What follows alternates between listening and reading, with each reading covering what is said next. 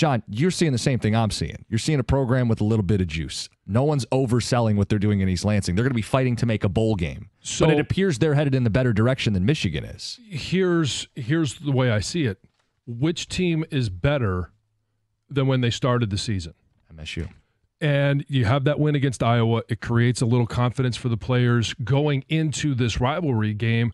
And honestly, for this game is typically decided by who rushes the ball the most. Now, I know football has changed. Offenses have changed. Coordinators, coaches have all changed.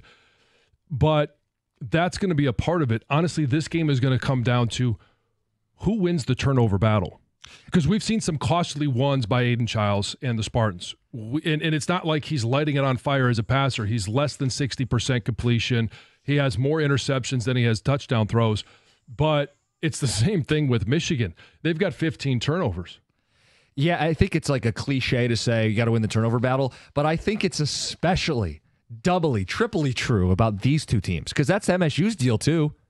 MSU has had issues with turnovers. The Boston College game was on Aiden Childs because he couldn't stop turning the ball over.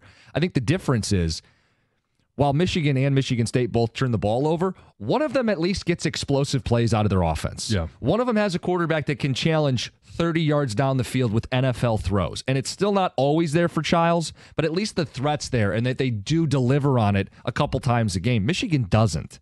And it's like, okay, both teams have to avoid 3 or 4 turnovers because they're both capable of turning the ball over multiple times. The difference to me is MSU has the quarterback and the offense and some balance to where they can actually produce. And I think their defense, they did a really nice job against Iowa stopping the run this week. There's one big run, and their tailback's really good. Yeah. But I think Joe Rossi's been a really good hire for Jonathan Smith in East Lansing. Ticket text, 248-539-9797. We're getting plenty of these. The program is the same as before their sign stealing. Go green. So who do you blame that they don't have the other team's plays? Let's be honest. We're not going to get better with Moore as our coach. We need someone who brings something else to the table. Sickening when you have 3 first-rounders on defense. There's no excuse to be this average.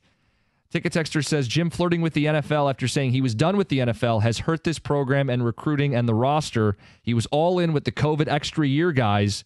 Moore was forced into this mess, and now the fan base hates him.